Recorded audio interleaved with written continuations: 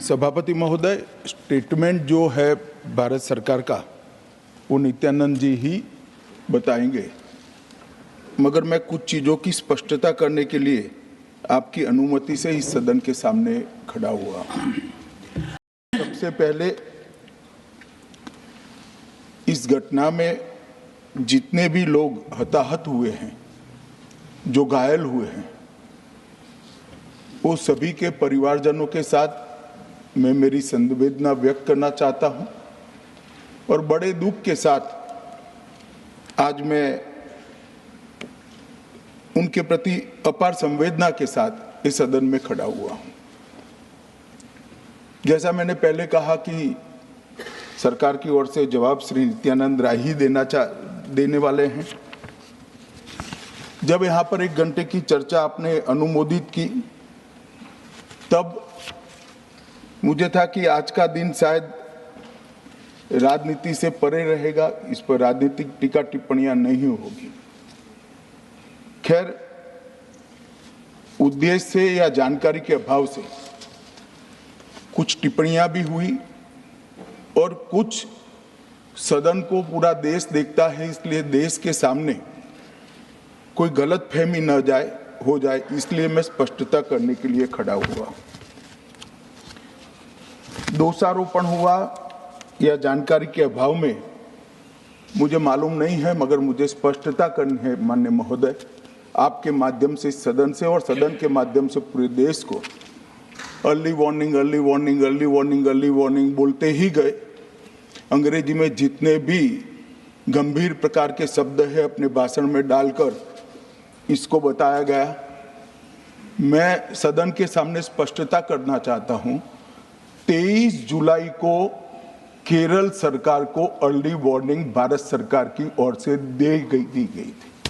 23 जुलाई को, 7 दिन पहले, फिर 24 को गई, फिर 25 को गई, 26 तारीख को मान्यवर ये कहा गया कि 20 सेंटीमीटर से ज्यादा वर्षा होगी, भारी वर्षा होगी, लैंडस्लाइड होने की संभावना है, मड भी रस होकर आ सकता है और लोग इसके अंदर दबकर मर भी सकते हैं। मैं कुछ कहना नहीं चाहता था मान्यवर, मगर भारत सरकार की अर्ली वार्निंग सिस्टम पर सवाल किए गए, इसलिए मैं कहता हूं प्लीज लिसन अस, मत चिल्लाइए, प्लीज रीड इट। जो वार्निंग भेजा है उसको पढ़िए जरा। और इस देश में कई राज्य सरकारें ऐसी हैं जिन्होंने इस प्रकार की वार्निंग का उपयोग कर जीरो कैजुअलिटी डिजास्टर मैनेजमेंट किया है। मैं ओडिशा राज्य सरकार के लिए भी, उस वक्त हमारी नहीं थी, नवीन बाबू की थी, हमने 7 दिन पहले साइक्लोन का अलर्ट भेजा, सिर्फ 1 व्यक्ति मारा गया, वो भी गलती से मारा गया।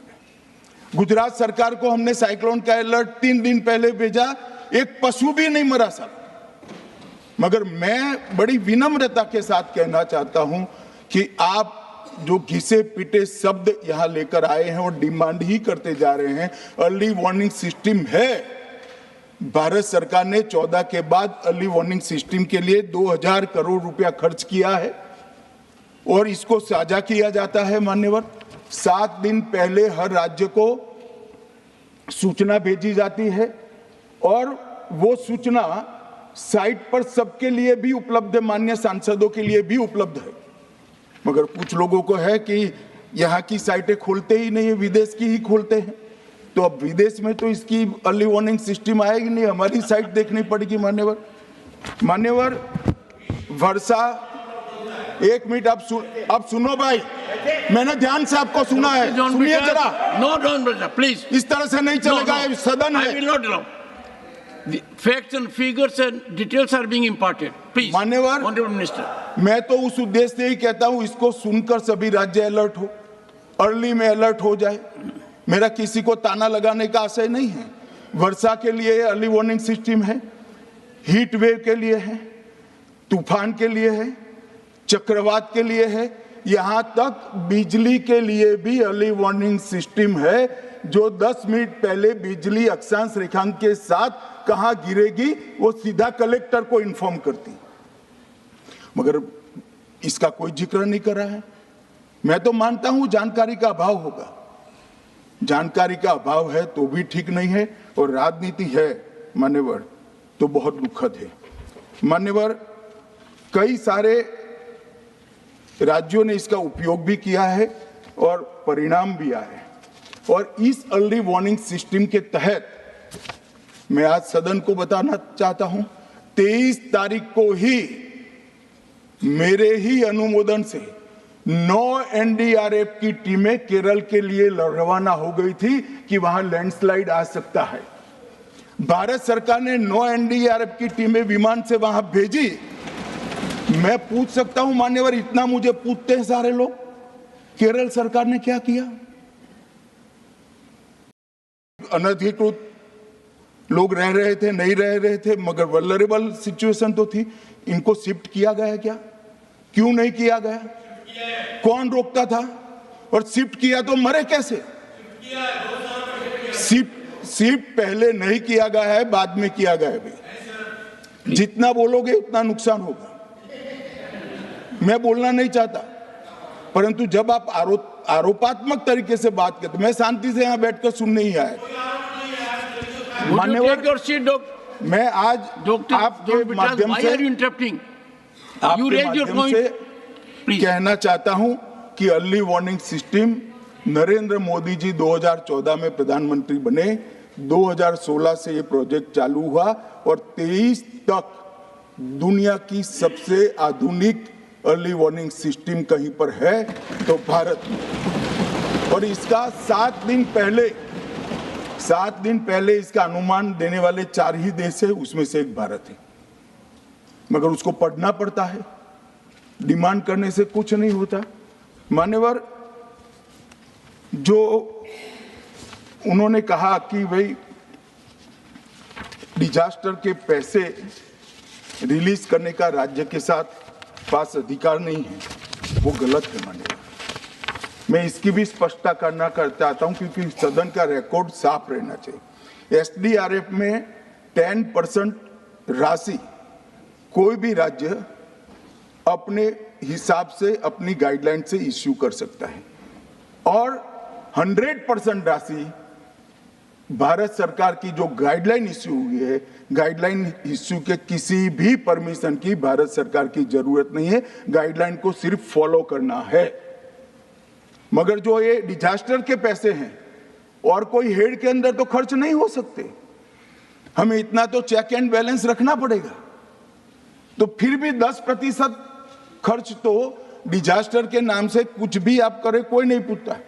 90% खर्च आप गाइडलाइन के हिसाब से डिजास्टर के लिए भारत सरकार की कोई परमिशन लेने की जरूरत नहीं।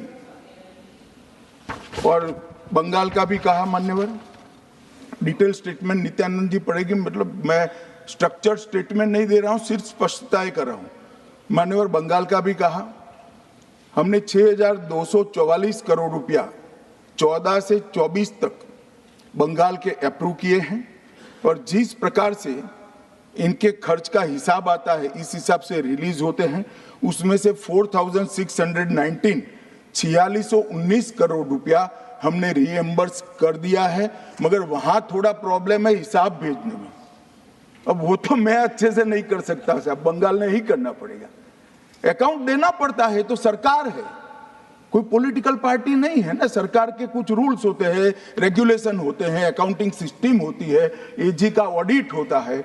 हम किसी को नहीं मानेंगे तो थोड़ी तकलीफ आएगी, मगर धीरे धीरे आदत पड़ रही है, इंप्रूवमेंट आया है। इसीलिए 6244 में से 4619 करोड़ रुपया इनका रिलीज हो चुका है। और मैं फिर से कहना चाहता हूं मान्यवर, अर्ली वार्निंग सिस्टम दी गई थी, इसीलिए 23 तारीख को हमने एनडीआरएफ की 9 बटालियन वहां पर, 9 बटालियन वहां पर हमने भेज दी थी और 3 कल रवाना करी है। एनडीआरएफ की बटालियन उतरने से भी अलर्ट अगर हो जाते तो काफी कुछ बच जाता, मगर मैं किसी पे दोषारोपण नहीं करना चाहता हूं। ये समय है केरल की सरकार के साथ खड़ा रहने का, केरल की जनता के साथ खड़ा रहने का, और जो लोगों की हानि हुई है उनके साथ खड़ा रहने का। मैं सदन को विश्वास दिलाना चाहता हूं, irrespective of party politics, Narendra Modi सरकार, केरल की जनता और केरल की सरकार दोनों के साथ चट्टान की तरह खड़ी रहेगी, किसी को संशय रखने की जरूरत नहीं।